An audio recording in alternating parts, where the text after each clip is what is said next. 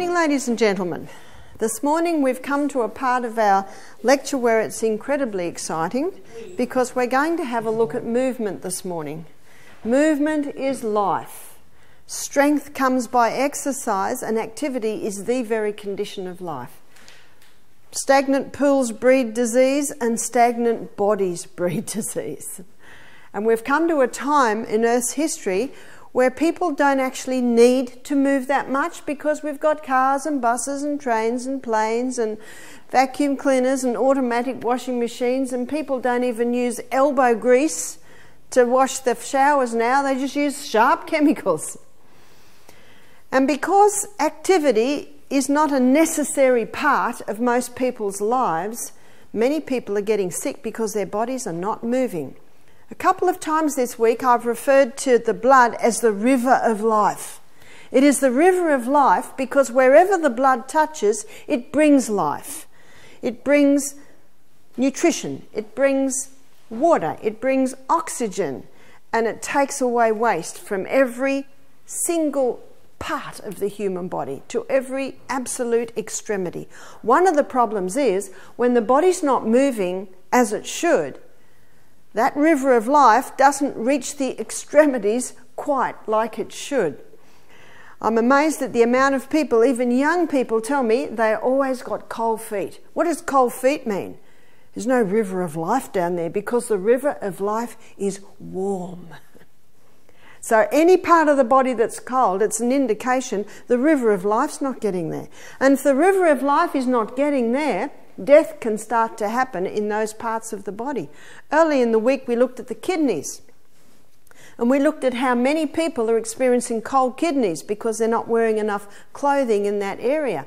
That's when those little nephrons start to die because the river of life is not reaching them. And you know what the farmer does with the little lamb?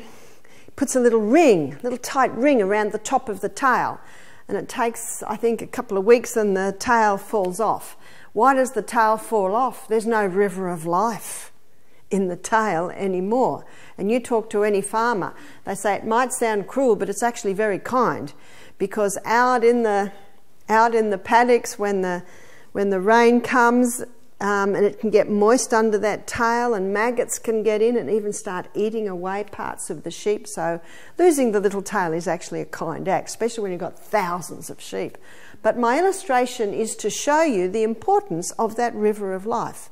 So anything that you can do to ensure a proper delivery of the river of life to every single part of your body means healing to that part of the body, because the blood is the healer. And perfect health requires perfect circulation. Perfect circulation means my toes are as warm as every other part of my body. But what usually happens in the night when you're sleeping, everything slows down a little bit, and we're glad, because as we slow down, that's when the body starts to revive and recharge. But the river of life slows down to a nice quiet pace. So when you wake up in the morning, the blood tends to have pooled in the internal organs, and the best time to exercise is in the morning because it brings that blood right out to the extremities and basically sets up a pace for your body to run at all through the day. So even if you're going to be sitting most of the day, the fact that you've done an early morning workout means you've actually raised the rate, you've set a pace that the body will run at through the day. For exercise to be a powerful healing remedy, it must be done in the morning and it must be done regularly. This is called frequency. Frequency means done frequently.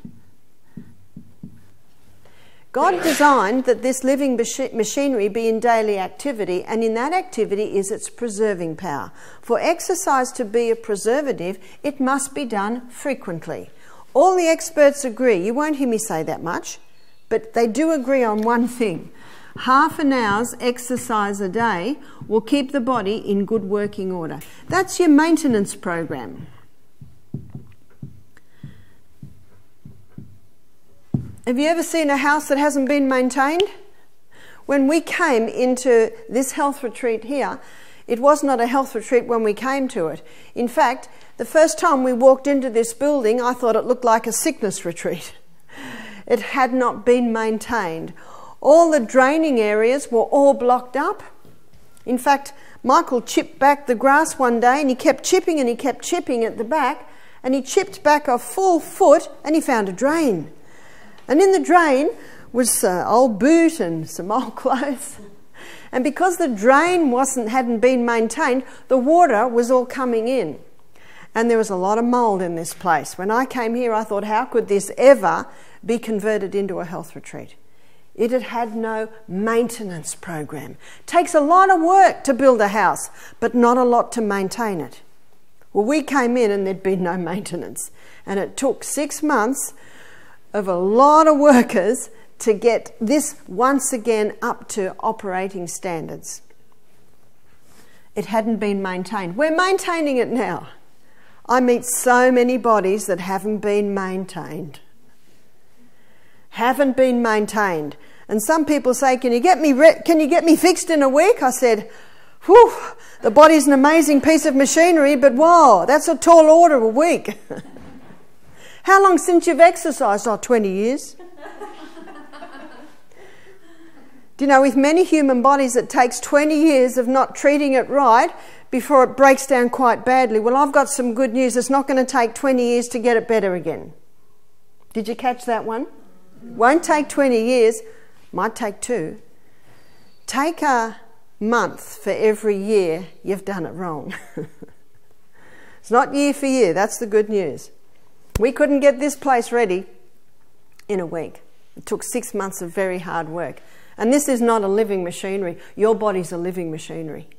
And the miracle of the human body is what some bodies survive, considering the conditions they've been given. But because the blood is the healer, anything that stimulates the blood moving a little bit faster is square one, paramount. Half an hour's exercise a day will keep the body in good working order. That's your maintenance dose. 1 hour's exercise a day will reverse major problems. What sort of problems?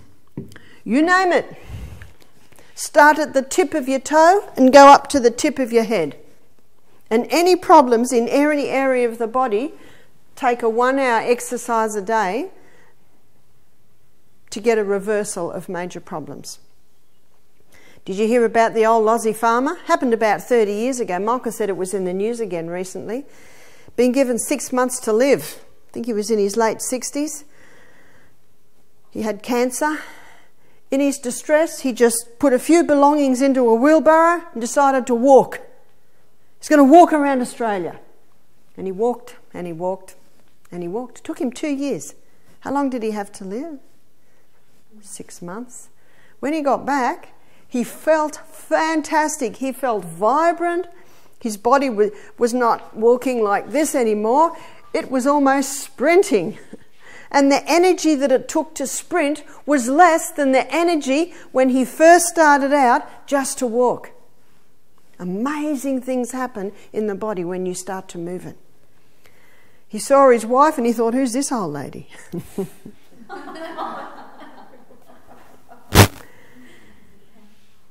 He was tested, no cancer. Wow, that's cheap medicine, isn't it? One guy said to me, you want to be careful when this gets out, Barbara, there'll be a traffic jam of wheelbarrows. If only. It's one of the cheapest remedies there is. How many hours in a day? 24. It's not much, is it? It's not much at all. I used to think that I didn't need an exercise program because I was busy all day. I'm gardening, I'm running here, doing this. I had 6 kids and then 8 kids, always busy. And it was about 10 years ago, I was asked to go to New Zealand to do a series of lectures. The girl I was staying with, it was out in the country a little bit, she's about 10 years younger than me. She's twice my size. I'm about 48, 50 kilos. She was about 100 kilos. And in the morning, actually before we went to bed, she said, I do a 5K walk in the morning. She said, do you want to join me? And I said, love to. I don't have to get the children up and put the washing on and put the breakfast on and all the things that you do when you've got lots of children. So went on our morning walk. First kilometre was great. Started to come to some hills. I could not keep up with her. I felt very silly. I'm the health teacher. I couldn't keep up with her. And she's carrying 50 kilos that I'm not carrying. And I couldn't keep up with her. It was very embarrassing. I had to stop talking, breathing like this. Next day I woke up. Oh, she said, want to come this morning? I said, fine. Whew. She had a friend with her this morning. They just were a long way ahead of me. I was struggling, but I just kept going. When I went home, I thought to myself, lesson taken, lesson learnt. I'm going to exercise. Now, how I had to do it was I had to go to bed a little bit earlier. And how do you go to bed a little bit earlier? Well, you don't eat an evening meal. And how do you get away with not eating an evening meal? Well, you have a big lunch and you have a little bit of breakfast. Well, a bigger breakfast, I should say. Can you see where you start? For today, for the running of today, you have to start yesterday. And tomorrow I'm going to show you what part of the brain does that. It's the frontal lobe. That's foresight. You have to start the day before. And so I had to walk at 5:30. It's the only way I could fit it in. 5:30 to 6. Woke all the kids at 6. It was great. I got the breakfast on and just put it on a very low heat. So in Melbourne, I had to walk in the dark. I read this in an old book. In a short while, you will so experience the benefits of pure air and exercise, you would not live without these blessings. Wow, can you see why I memorised it?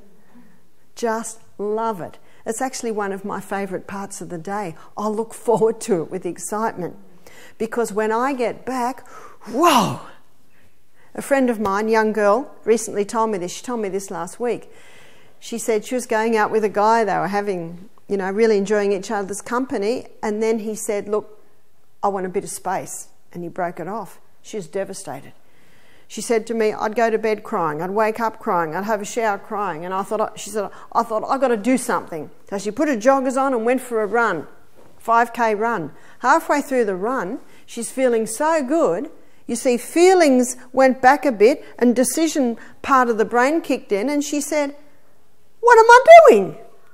And she could not understand how, at that point, that she was crying all the time, because another part of her brain had kicked in. She got back, gave a little shake and thought, get on with life. It totally changed the way she thought by doing that 5K run. So she started to do it every day. Got slim, got fit, started to smile more. Well, guess what? They're back together again now. In other words, if you're sad, if you're depressed, if you're discouraged, if you're overwhelmed, what do? Put your joggers on and go for a walk. Dr. Neil Nedley, in his book, Depression: A Way Out, if he gets very severely depressed people, bipolar, schizophrenia, he puts them on 7 hours of exercise a day.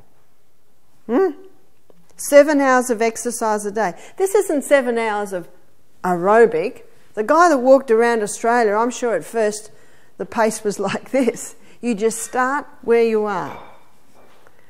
Maybe the person walks around the village and then walks around the village again, stops for lunch, stops for a drink, just keeps moving. He said after 7 days, these people are so improved they can go to a 1 hour a day maintenance dose. That's 7 days of 7 hours exercise a day. Now, when you look at how this guy conquered his cancer, is that a treatment for actually every single thing that happens? He says restless legs, exercise. You name it, he says, exercise has to be an integral part of a recovery program and an integral part of a maintenance program. What type of exercise? By the way, before I move on to the type, that 1 hour a day, that can be 2 half-hour spots or a half-hour spot and 2 15-minute spots. But there must be at least a half-hour chunk in that day. By the way, my husband watched me exercise for 3 years and then he joined me. I never said a word. Never nag, because it never does any good. Do you know, when you go home, you're going to be so excited about how you feel and what you've learned, you're going to want to share. But the only thing you can really share is what you do. You've just got to bite your lip and smile. What are you smiling about? I just feel so good. Why do you feel so good? Oh, well, actually, I've just come back from... You actually can only speak when you're asked. It's like we used to have all the staff eat at our table in our health retreat in Melbourne. And one day this guy came to me and he said, look, can you talk to my mum, who also was our cleaning lady and sat at the table, can you talk to my mum about what to eat to lose weight? Because, you know, she's putting on too much weight. I said, I'm not going to talk to her. He said, why not? I said, because I have no right to talk to her. Now, if she comes to me and says, can you help me with weight loss? Aha, we can talk. But until that time, I cannot. I said, I want people to feel comfortable at my table. He was a bit upset with me. I said, so be it. 2 weeks later, his mother came to me, can you help me with weight loss? I said, sure. Do you know what I used to say to them? You watch the slim girl at the table, watch what she eats. Watch when she gets up and leaves the table. And watch where she is at 6:30 in the morning. She's out there walking. There is a formula. If you abide by the formula, it works. Intensity.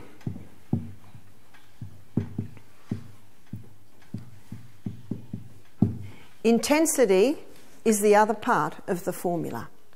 This is no gentle stroll. This is hard work.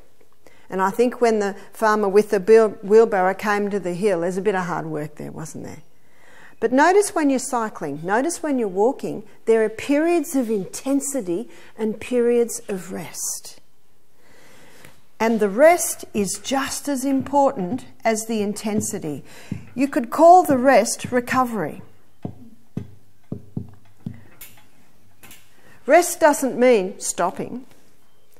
Rest means giving the part of your body that you're working out a recovery time. And when you go to the gym, you probably notice there's circuits, because this exercise will work the quads.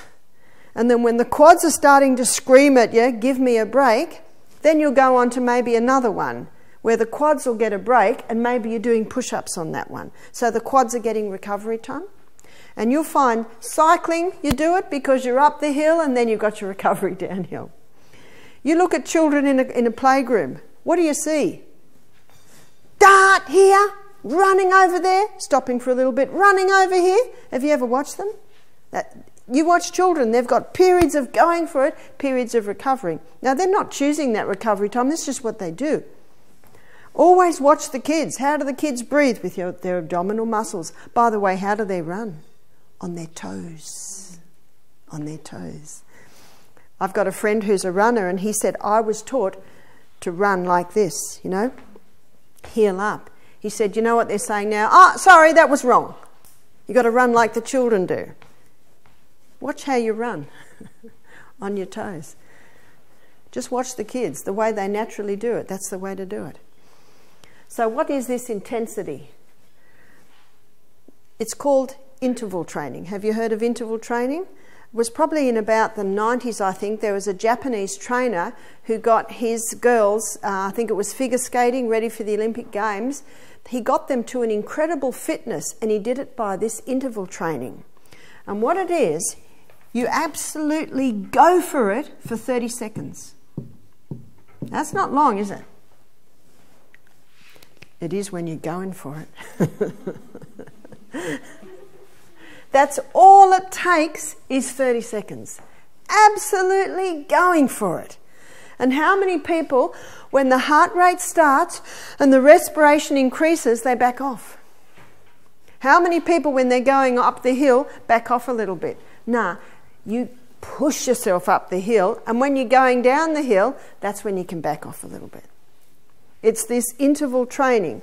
And depending on your fitness, depends how many 30-second blasts you can put in. Half an hour's exercise a day, putting in a 30-second blast, that's not much, is it? That's not much to ask, is it? If there's no hills, you might jump down on the ground and do some 30 seconds push-ups. You tried 30 seconds push-ups, a lot of time push-ups. Can't get down on the ground, do it on a tree. I think everyone can do this. Push-ups on the side. It's actually intensity. You've seen really obese people, 150 kilo, really large. They've done studies on these huge people, and they presume their muscles will be very strong because the muscles are holding all of that weight. But the opposite's true. They found that the muscles are thin and weak and sometimes paper thin in the back here. And this was a real puzzle. It's all to do with the way the body runs. Because the muscles aren't being called into use because the person's not moving. And why don't they move? Because it's too hard, because they're carrying so much weight, and the knees start to crack. Did you know that? Under the weight, the knees start to crack, and they go on their ankles. The ankles start to crack, and so they, it's too hard to exercise. And what happens when they eat, and how many of them are eating, how many Aussies are eating high carb? It all goes to fat. It all goes to fat. And the muscles almost start to sleep, and the muscles start to break down because it's very expensive muscle. Running machinery is the muscle, so it starts to break down. And so what they have found, same as this Japanese trainer found, if you can do a 30 seconds intensity, what it does is it gets inroads of blood into those muscles, wakes them up, gives them a shock, gives them such a shock, they tear. These are called little micro tears. But when the micro tears happen, then the body needs more fuel. And so the person starts to eat more. They're not putting on weight. The fuel's going to the muscles, and the muscles start building, getting stronger and stronger and stronger. It's basically the same as waking the muscles up. What wakes the muscles up is this. You've got to do this intensity. Now, this intensity can change depending on your fitness. Michael and I have been doing it. Well, we always do it when we get a hill. And what we've started to do now, when we get to the hill, we start jogging. We start jogging up the hill. 30 seconds isn't long. Yes, it is a long time when you're absolutely going for it. And your body will start screaming at you, "Give me a break." Quiet. It's only 30 seconds. And of course that will change depending on the person. For someone who's not fit, carrying a bit of extra weight, that just might be a walk up the hill. But if a person isn't carrying extra weight and a lot fitter, it might be running for your life up the hill. So you actually gauge it as to where you are. And the beauty on your morning walk, when there's a whole heap of you, you might have different people blasting here and blasting there and blasting there. And then when it's recovery time, you can come back together. You need to breathe deeply. Don't go for it. Sometimes you feel like holding your breath. Don't. You need that oxygen to go in. The more oxygen that comes in, the more cells are getting the oxygen. And remember, the more aerobic cells that you're going to get. So it's very important to have that little blast of intensity. Time yourself. It's easy. You just count. 1, 2, 3. Not like this. 1, 2, 3, 4, 5, 6. Remember, a second is 1 and 2 and 3 and. Michael and I have been doing it in the creek because we swim every morning. And since the flood, there's more rapids in the little part where we swim. So we get in there and we swim for our life. You just go for it. And at the point where you usually stop because you're just so tight, you just push yourself through it. And you go for that 30 count. And when we stop, we're like this. But it's really nice because it's in the water and the water's hot. Then we allow ourselves recovery. That recovery time, that rest time, is just as important as the intensity. Many people don't get to the intensity and so don't quite get the rest time. And that pain that you feel, the next day, rejoice. The little microfibers have torn and now they're rebuilding in a stronger way. The metabolic rate of that little energy cycle in the cell has just woken up and it's ready for fuel. Now, I mentioned the other day about this guy that came here that walked across Australia. He said to me by the end of the walk, he could eat 5 times the food that he was eating at the beginning of the walk. Because he'd woken up the metabolic rate inside those muscles, and it's a bit like a fire. If this fire was going, the more wood I put in, what's happening? The more fire, the hotter it burns. When you wake up that metabolic rate of your muscle cells, the more fuel you give them, the harder they burn and the stronger they get.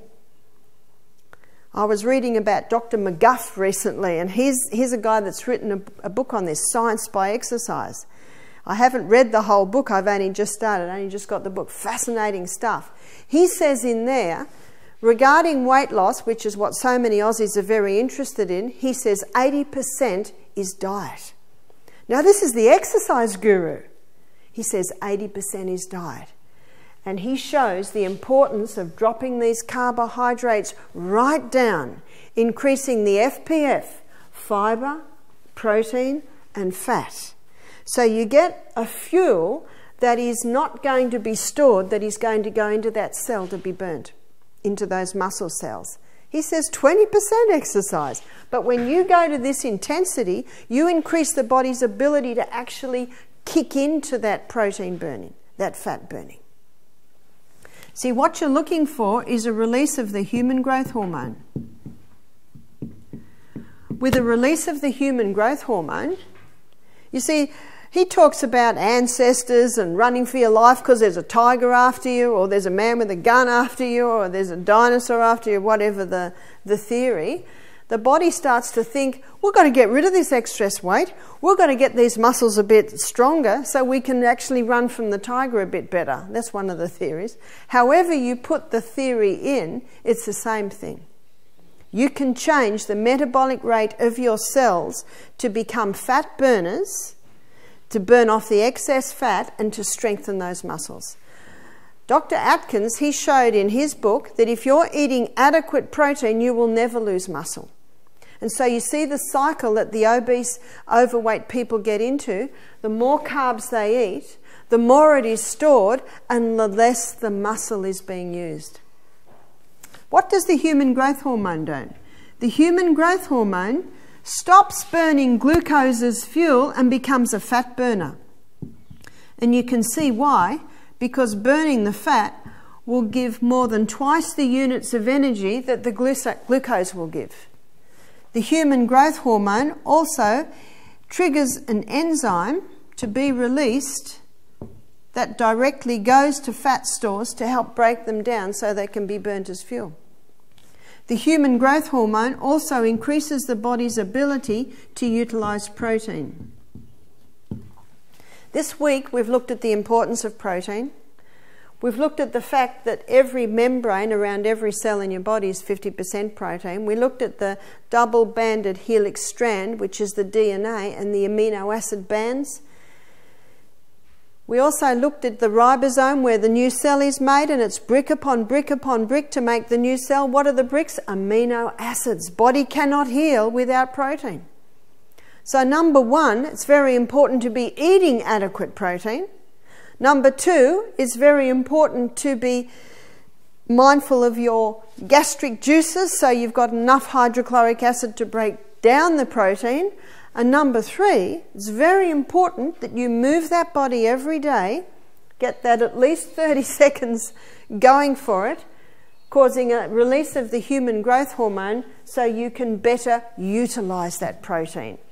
That also explains why once the human growth hormone's moving, once those muscle cells have been wakened up, the more fuel you put into that fire, the hotter it burns, the more effective it burns, and the more healing happens in the body. The human growth hormone also increases the circulation of the blood to the skin. No wonder the movie stars pay $1,000 a week for that stuff. You can see why. Wow. Keeps them young. Well, I'm offering it to you cut price today, ladies and gentlemen. Half an hour's exercise a day containing a maintenance of 20 minutes aerobic. And your 30-second going for it will kick you in to that aerobic running.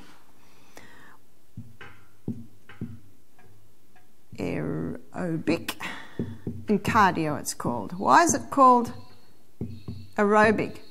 Because it gets more oxygen in, because you start breathing a little deeper. Very important when you're exercising to have that mouth open. So you've got oxygen going in nose and mouth. Now the other day I said we should be breathing through our nostrils.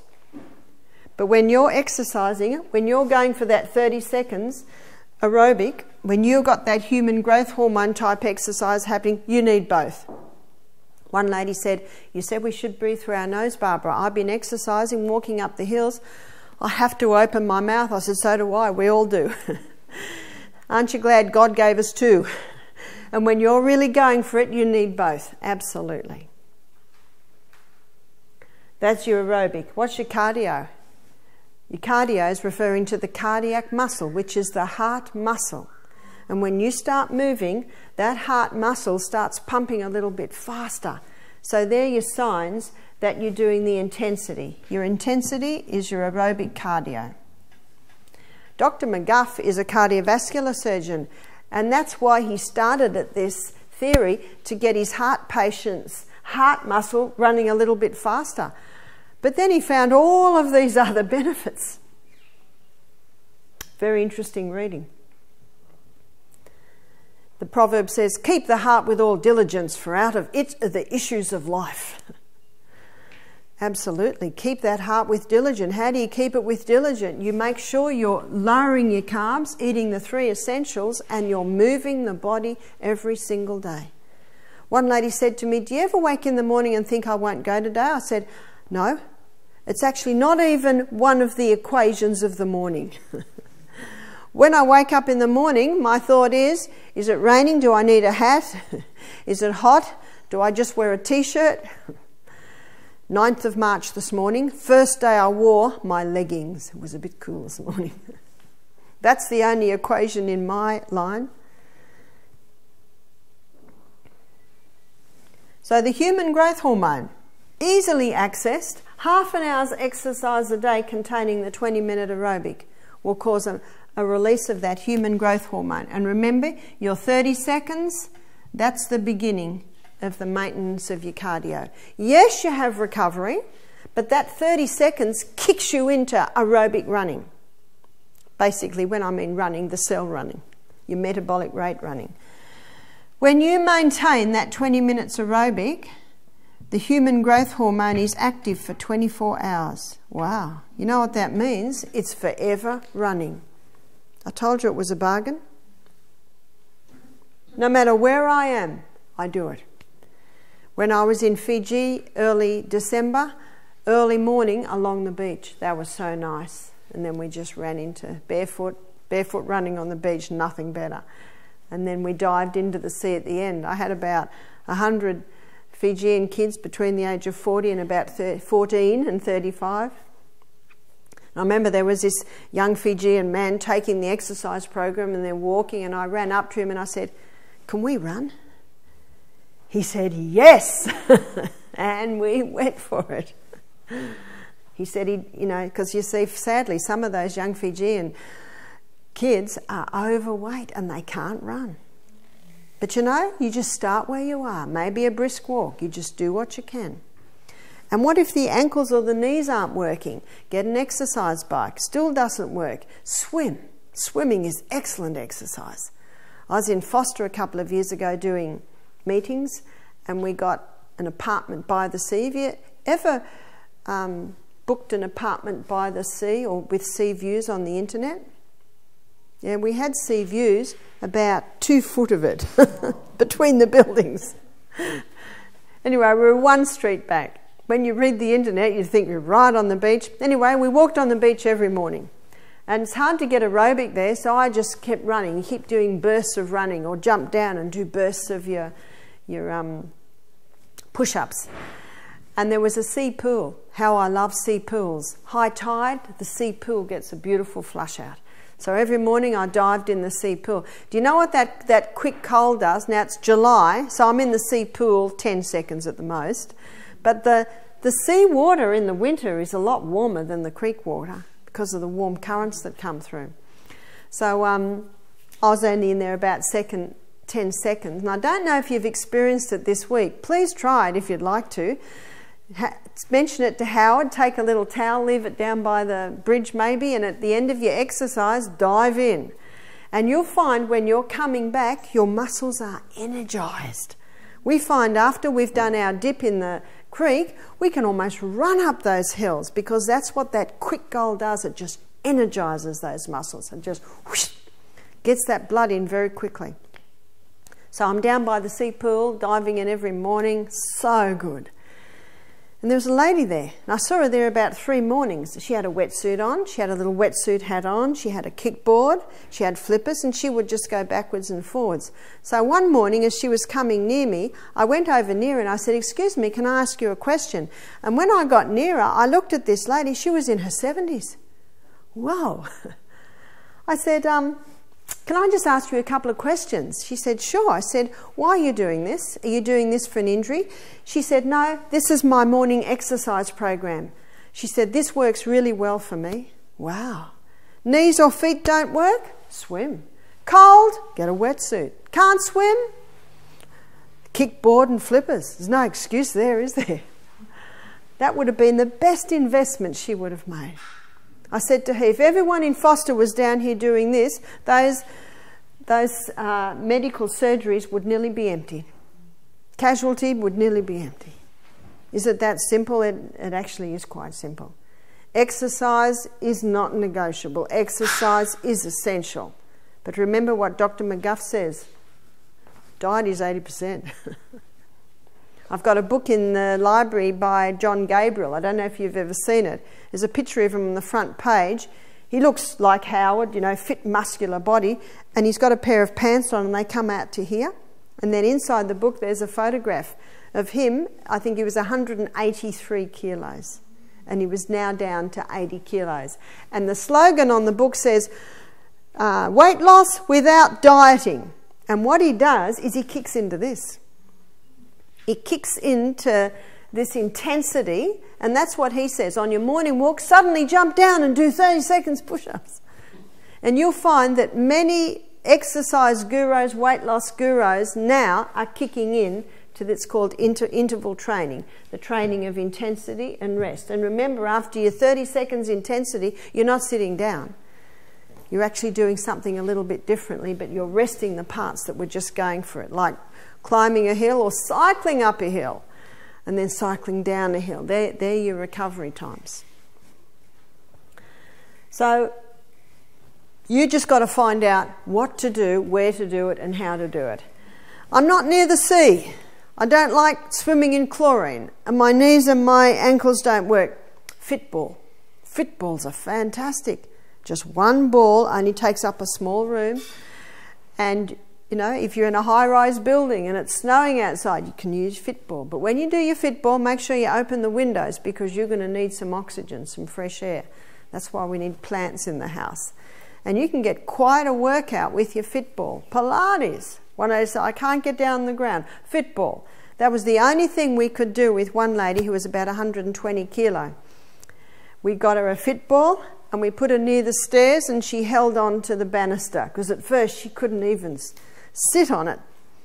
When you sit on a fitball, your core is working really hard, otherwise you'll fall off the fitball. And your quads and your core, your abs start to work really hard. And you can get quite aerobic, quite intensity by doing the fitball.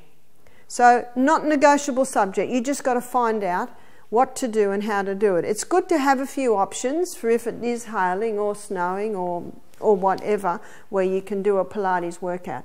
Pilates is great because many people in Australia have sore backs, don't they? Back problems. And you notice that the biggest bone in the body is the femur. Biggest muscle mass in the body is the quads. And do you know why that is? Because we should bend and lift right here. And the only time we don't bend and lift there is when we bend like that. When we bend like that, we're not putting any strain on there. All the strain goes here. But if you keep that back straight, all the strain goes here in the quads and in the femur. And that's why they're so strong, because they're supposed to take the weight and the strain.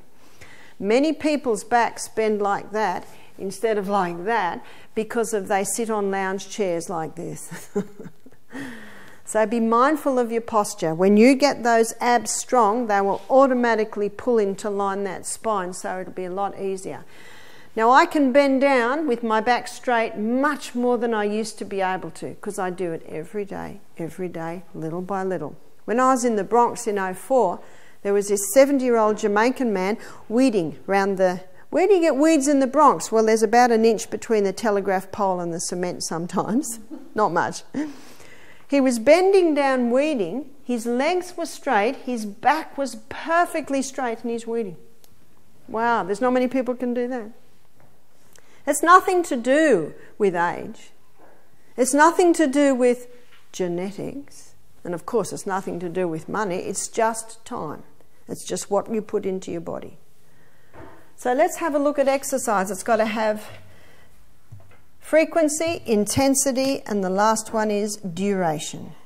And the duration, of course, takes into consideration not just doing your 30 seconds and then stopping, but you keep running the human body, and the recovery happens by changing the different muscles that you're using. See, when you're swimming, it could be breaststroke one lap, it could be freestyle another, it could be backstroke another. So alternating the different parts of the body that you're using, but you're actually maintaining that aerobic. You just flip from one exercise to the other. So part of your body that you've just worked to its absolute limit, then you kick over and give it a rest.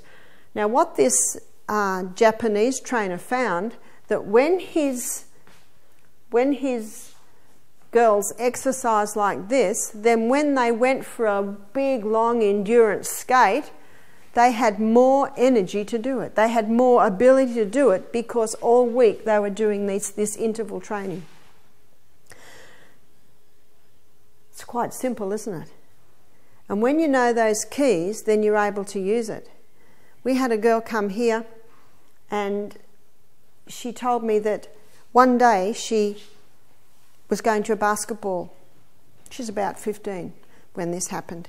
She was in a hot car, cold morning, and all wrapped up in blankets, got to the basketball court, jumped out. What in? Little skirt, shoes and socks, and she went straight into it and she snapped her Achilles tendon. That's why it's very important with your half-hour exercise that you have at least a 3 to 5 minute warm-up. Very important to do that before you shock those. You're going to shock your muscles, but you've got to do a little bit of a warm-up so they know something's coming. And you want that intensity, but you can't go straight into that intensity. You've got to have at least a 3 to a 5 minute warm-up. And I think Howard does that quite well with you, doesn't he? We had another guy do our program, and he was a international competition soccer player when he was young. He was 40 when he came. He said at the age of 26, he noticed that his foot started dragging one day. It was just dragging behind him. And I mean, this is his life. So he went to the doctor and he said, "My foot." And the doctor says, "What do you do?" He says, "I'm an international competition soccer player. I need that foot." The doctor looked at him and he said, "When do you play the game the hardest?" He said, "Well, Saturday afternoon at the game." He said, "All right. Do you push yourself to the absolute limit of human endurance?" And the guy said, "Well, of course we do. We want to win the game." He said, "Is it the one time of the week where you demand from your body the absolute limits of human endurance?" And the guy said, "Well, of course." And the doctor said, "And what do you do after the game?" The guy looked at him. He said, "What do you do? What do you do to your body after the game? Do you take it home and give it a well-earned rest?" And of course, we all know what happens Saturday night, don't we? They go out and party. He said, "No, you take your body out after you've pushed it to the absolute limit and you beat it up, don't you?" The guy looked down. Doctor said, "No wonder your foot won't work." And just started writing something. And the guy said, "Well, what'll I do?" He said, "Oh, well, I could inject some cortisone in, might bring it back to life." The guy's beside himself. He said, "Well, what about a personal trainer?" And the doc said, "Oh, yeah, personal trainer might bring it back to life. I'll refer you to a friend of mine."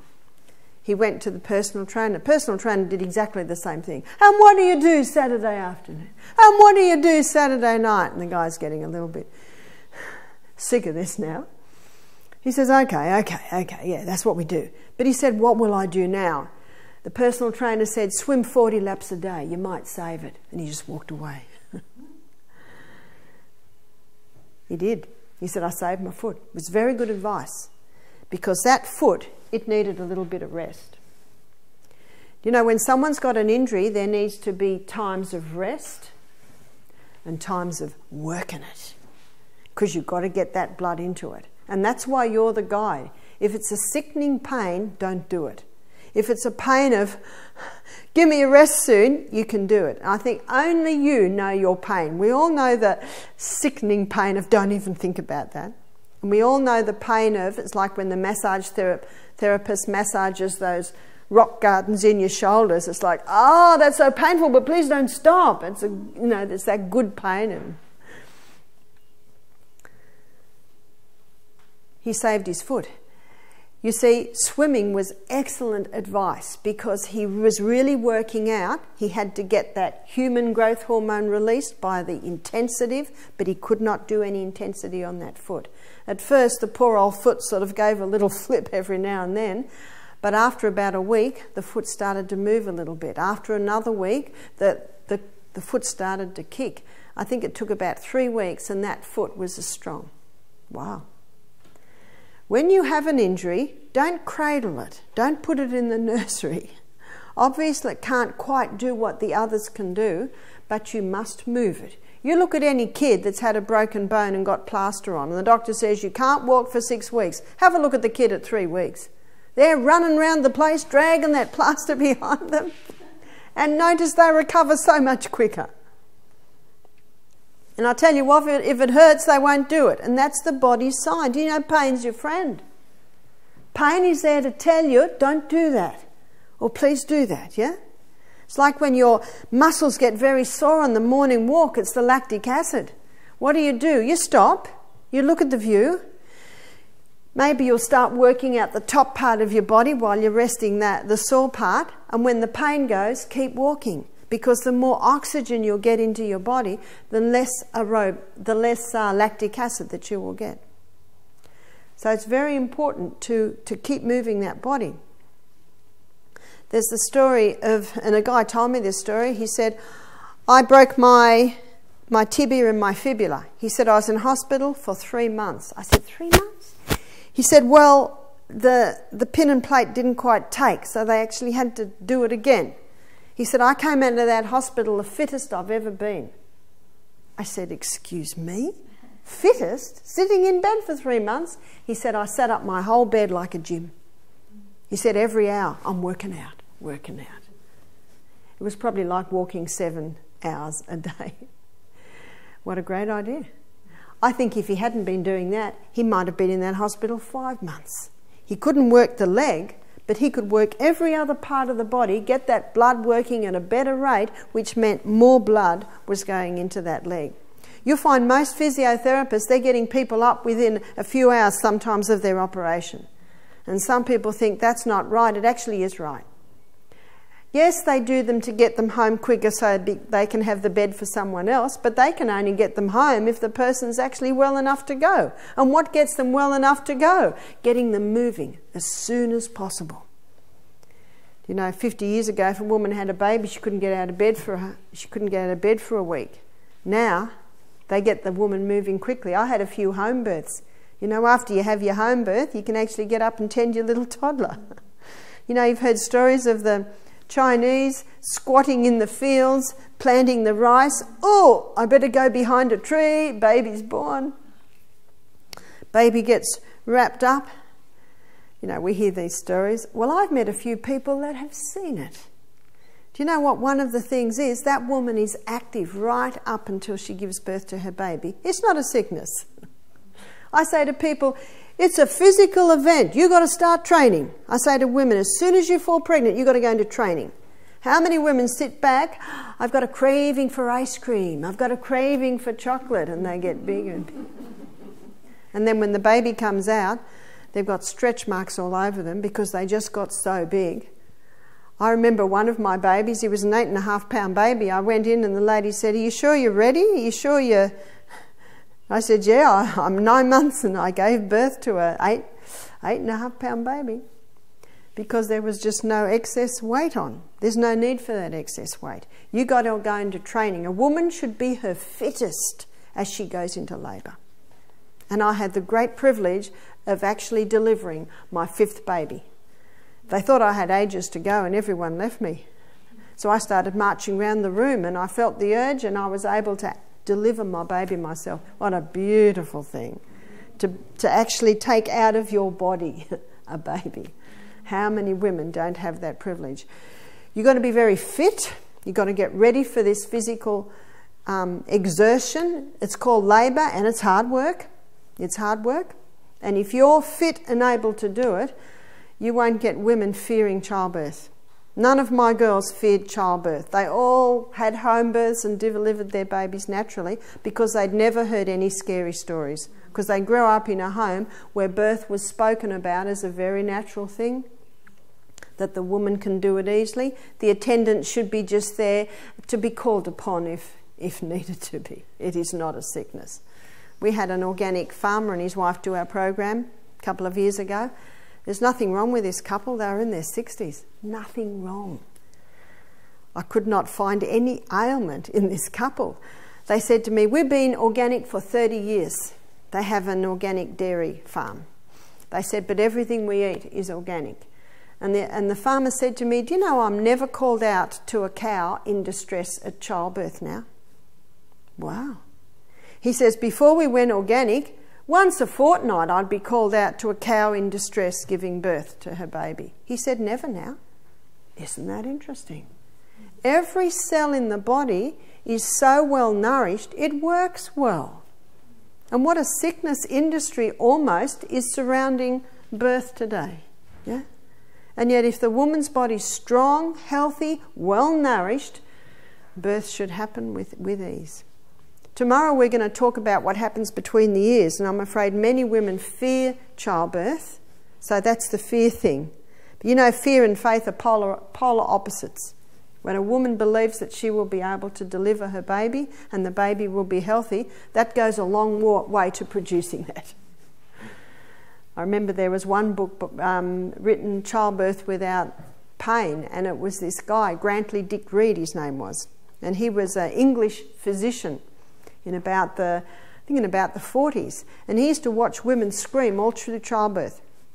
And then one day he was called to a woman who was giving birth to a baby in one of the little homes in the slums.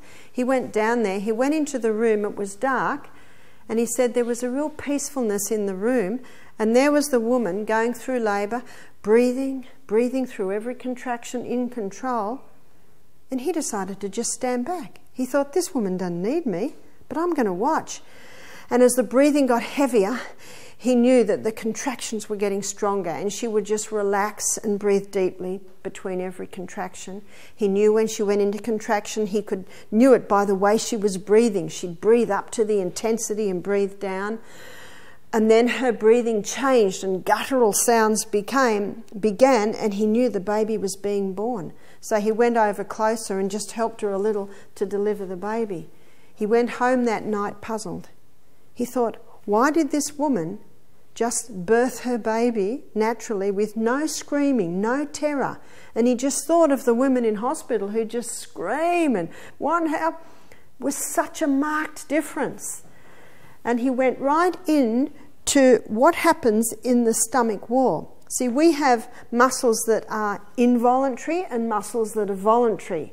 And in labour, the involuntary muscles tighten with every contraction, pulling that cervix up. And when a woman is fearsome, her voluntary muscles tighten against the tightening of the involuntary muscles, and there's the intense pain.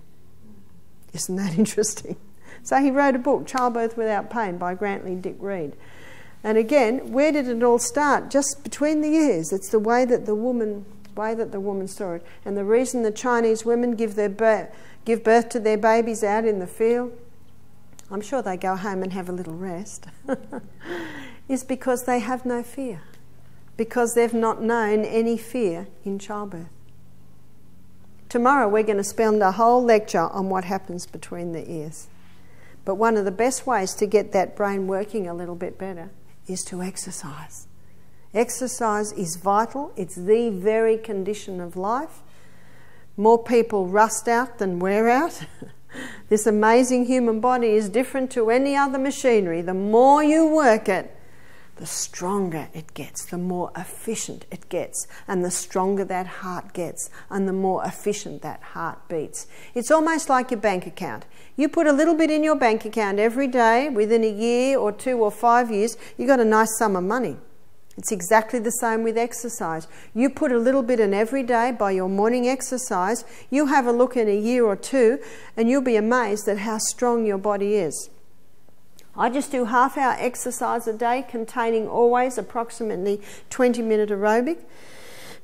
I don't consider that I am peak fitness, but I would consider that I was average fitness. And I did a walk one day up a huge mountain, hour and a half walking like this. And in the team we had, one of the guys was about 35, and he had all those little machines monitoring your heart rate and your breathing. And we got 3/4 of the way up, and he's monitoring it, and he said, "Let me have a look at yours." And he looked at mine and he went, "You're one fit woman." I was actually better than him, and he was 35. You see, it's just such a simple thing. When your body's fit and running well, it's like you're driving a Rolls Royce of a body. How nice to live in a body that works. It's got nothing to do with age. It's got nothing to do with genetics. It's all, and that's the same with your bank account. It's got nothing to do with age or genetics, does it? It's purely what you put into it. It's exactly the same with the fitness of the human body. You put a little bit in every day. When a crisis comes, if I've got a bank account, I've got something to fall back on. When a crisis comes, whether it be physically, mentally, spiritually or emotionally, if your body is fit, you've got a bank account there. And I think one of the reasons so many Aussies are coming down with mental illness is they've forgotten square one, which is exercise. Because not only does the blood improve to every part of the body, it improves into the brain, as my initial story showed you. The only time you'll have trouble with exercise if you try to exercise in a body that is not well hydrated and not well mineralised. I'm going to give everyone a break now, and after the lecture we're going to have a look at those 2 vital subjects, water and salt.